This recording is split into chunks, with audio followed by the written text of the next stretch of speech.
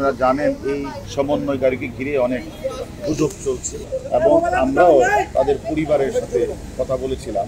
তাদের পরিবার এবং তারা যে কথা বলা, সেখানেও তারা যখন ইনসিকিউরিটির কথা বলছিল যে আমরা নিরাপত্তাহীনতায় ভুগছি, সেই নিরাপত্তাহীনতার কারণে মূলত তাদেরকে আমাদের কাছে আনা। এবং আপনারা জানেন তারা এখনো পর্যন্ত সুস্থ আছে। আমি আপনাদের গতকালও বলছিলাম যে তার পরিবারের কাছে আপনারা মেসেজ দেওয়ার জন্য যে তারা আমাদের কাছে ভালো আছে, সুস্থ আছে। এবং তার ধারাবাহিকতা তাদের পরিবারে কিন্তু গতকাল রাতেও এসেছে, আজকেও কিন্তু তার পরিবারের লোকজন তাদের সাথে কথা বলেছে এবং তার পরিবারের লোকজন অলরেডি বলেছেন যে তারা কি পর্যায়ে আছে, কীভাবে আছে। অলরেডি কিন্তু তারা একটা বিবৃতিও তারা প্রদান করেছে যে তারা যে কোটাবিরোধী আন্দোলন তারা এখান থেকে তারা এটাকে ঘোষণা করেছে যে তারা নাই, এই আন্দোলনে তারা নাই।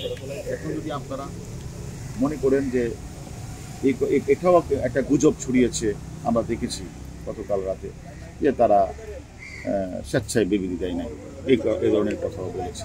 আমার কথা হলো যে আমরা মনে করি যে আমাদের ডিবির যে কার্যালয়, এটা একটা মানুষের একটা আস্থার জায়গা। এখানে কাউকে হেনস্থা করা বা কারো প্রতি অন্যায় আচরণ করা সেটা ডিবি কখনোই করে না এবং আমি মনে করি ভবিষ্যতেও করবে। এটা একটা আস্থার জায়গা। মানুষ যখন কোনো বিপদে পড়ে আমাদের কাছে আসে, কেউ যেন সিকিউরিটিহীনতায় ভুগে আমাদের কাছে আসে বা আমরা নিয়ে আসি, আমরা তাদের সিকিউরিটি দেওয়ার জন্য মূলত কাজটা করি। ভাই একটু বলবেন যে পরিবার ভেতরে আছে, পরিবারের হেফাজতে আসলে তাদের দিয়ে দিবেন নাকি ওরা এখানে থাকবে? আর সেকেন্ড হচ্ছে কালকে পরিবার এসেছিল দেখা করতে দেননি, তাহলে যদি আপনাদের হেফাজতে থাকে এটা আপনি ঠিক বলেন নাই। গতকাল রাতেও পরিবারের লোকজন এসেছে, দেখা করেছে।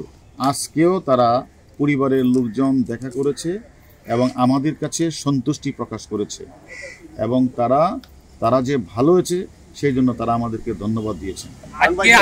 আজকে আবার ঢাকার বিভিন্ন স্থানে তারা সমবেত হওয়ার চেষ্টা করছেন। তো এবং এক্ষেত্রে আপনাদের বলছে যে জোর করে তাদেরকে দিয়ে বিবৃতি দেওয়া হয়েছে, তাহলে তাদের উদ্দেশ্যে কি বলবেন যারা এটি বলছে? এটা আসলে এই যে যারা গুজবটি ছড়িয়েছেন তাদের উদ্দেশ্যে আমি বিনীত অনুরোধ করব যে গুজব ছড়াবেন। ডিবি একটি আস্থার জায়গা, সেখানে কাউকে জোর করে সেখানে রাখা হয় না, কারো উপর অন্যায় অত্যাচার করা হয় না, জোর করে কোনো বিবৃতি নেওয়া হয় না। আমি মনে করি তারা রিয়েলাইজ করেছে যে তারা আমাদের কাছে লিখিতভাবে বলেছে যে সরকার তাদের যে দাবি পুরোটাই সরকার মেনে নিয়েছে এবং সেই কারণেই তারা তাদের যে আন্দোলন তারা প্রত্যাহার করে নিয়েছে। কতদিন আর হেফাজতে রাখবেন সেই বিষয়টা ওটা আমরা তাদের সাথে কথা বলছি, তার পরিবারের সাথেও কথা বলছি। আমরা মনে করি তারা শীঘ্রই তারা তাদের পরিবারের কাছে চলে যাবে যদি আমরা তাদের সিকিউরিটি বিষয়টা দেখছি। কারণ ভাই একটা ব্যাপার হচ্ছে, আদালত একটু আগে একটা অবজারভেশন দিয়েছে যে আপনাদের কাছে যারা বিভিন্ন সহায়তা চাইতে আসে, আইনি বিষয় অন্যান্য বিষয়, তাদেরকে আপনি স্বাভাবিকভাবে আগেও বলেছেন যে আপ্যায়ন করেন এটি অতিথি হিসাবে। তো আদালত কিছুক্ষণ আগে একটু অবজারভেশন দিয়েছে যে এটি আসলে আমরা এখনো পাইনি। এগুলি আসলে বলেছেন কিনা এটা আমরা এখনো পাইনি।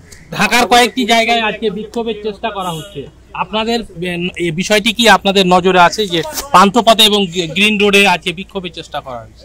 আপনাদের বিষয়টি নজরে আছে কিনা? মিরপুরে আমরা প্রত্যেকটা মানুষের তার নিয়মতান্ত্রিক আন্দোলন করার অধিকার আছে।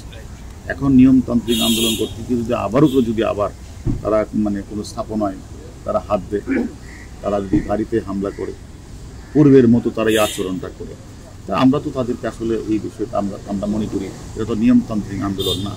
তাহলে তারা ধ্বংসাত্মকমূলক, যারা ধ্বংসাত্মকমূলক কাজটা করবে তাদের তো বাংলাদেশ পুলিশ তো তাদেরকে ছাড় দিবে না।